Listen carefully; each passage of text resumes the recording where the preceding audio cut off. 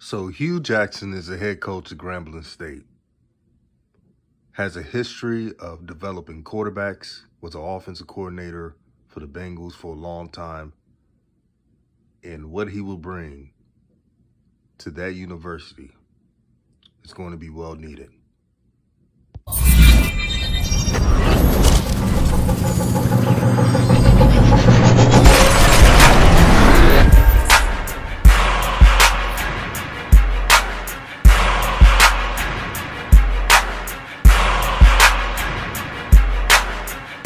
What's good, everyone? This is DJ's Raw and Cut Truth, giving you the raw content that you deservedly need.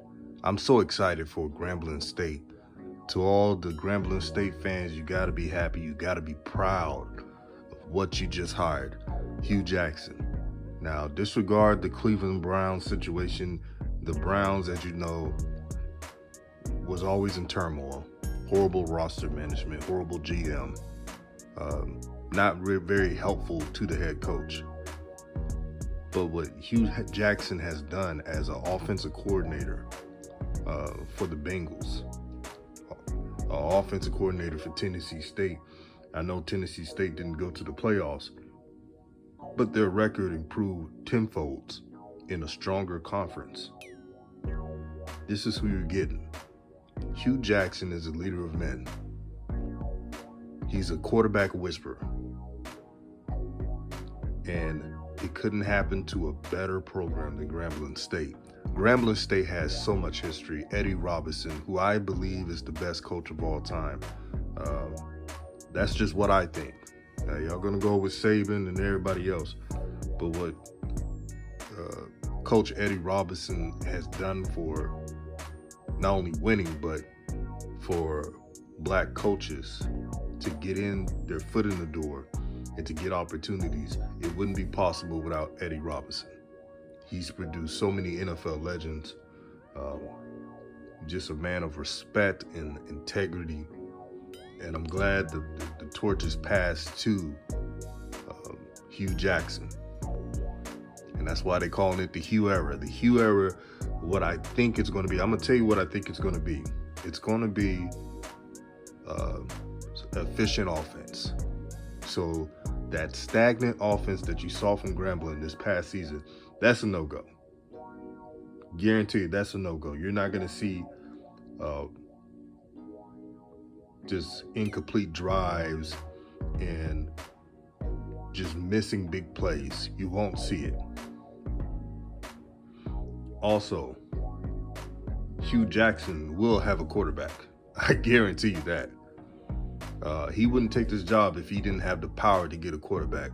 So what he's going to do, he's doing it right now. He has offered JUCO #1 quarterback, and he's offered Kunjaya Holloman, who is a 4-star quarterback of UCLA, dual threat, but he can pass too. 4-star player. If Hugh Jackson can get the UCLA transfer quarterback, man, what he would do in the Swac.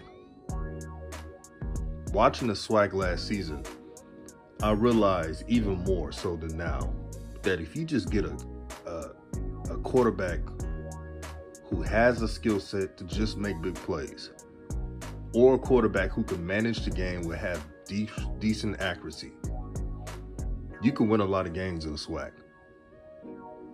That was the only weak spot. There was 2 weak spots in the Swac: offensive line and quarterback play. There were only a few good quarterbacks, which was Shadir and Akil Glass. And there was only one good offensive line unit, and that was Southern.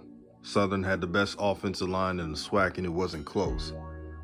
Now, honorable mention would be Mississippi Valley State, but that was only on run blocking, I believe, and not pass blocking. You get a quarterback who is really good, that's in the FBS level, to Grambling, and you will see results.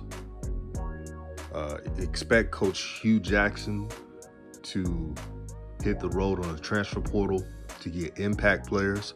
Now he's going to mix it up. I believe he's going to get some high school players. He's in the hub of high school talent in Louisiana.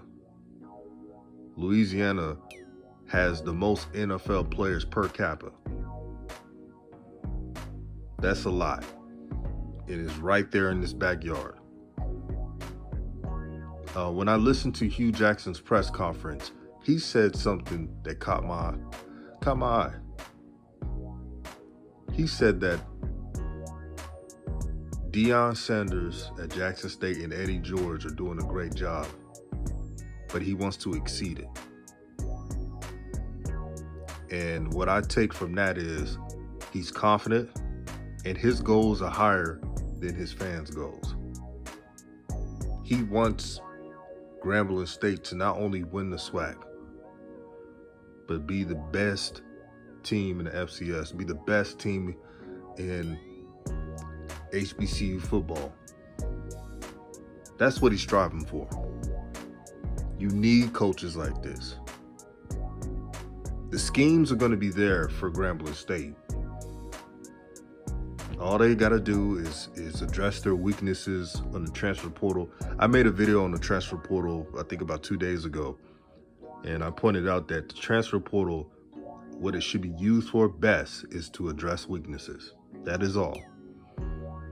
Because you still want to get the high school talent. The high school talent, since they're so young, you can mold them into a great player, better than most transfers.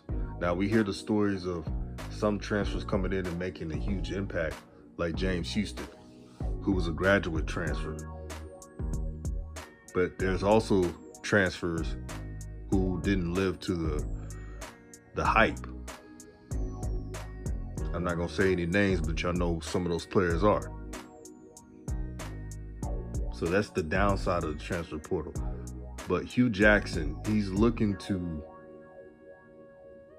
enhance the level of playing that the G-men are capable of. They're athletic. Despite their record, Grambling did have a good defense. If they could keep some of those defensive players and surround them with adequate talent, look out. But I am so happy for the Swac. This was needed.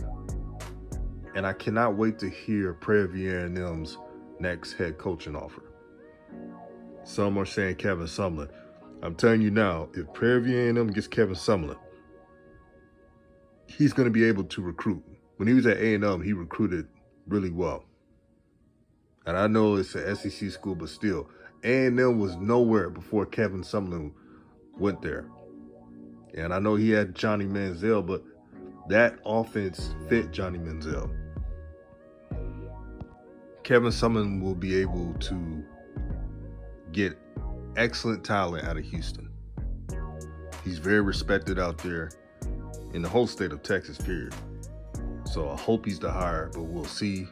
I'm hearing names like Ray Lewis and many others. But this is an exciting time. And the Celebration Bowl is what? 7 days from now? So there's a lot going on. We got signing day coming up on the 15th. Man, it's about to be lit. It is about to be lit. Shout out to all the Swac content creators. Swac Buzz, CFL Podcast, Tomorrow Leader Sports Network, Cut Day Sports, Swac TV, Coach Simmons, and many more. Y'all keep doing y'all thing, man. Keep reporting to the masses. And to the subs, I appreciate all of you guys for supporting this channel. We're almost to 6,000 subs. Now, the shines and haters, they didn't think this was possible.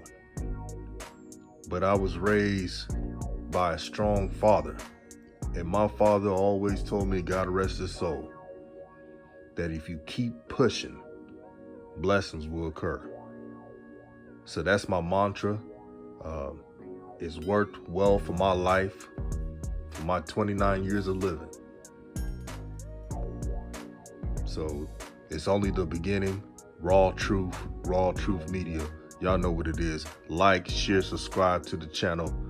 Peace and blessings, and I'm out.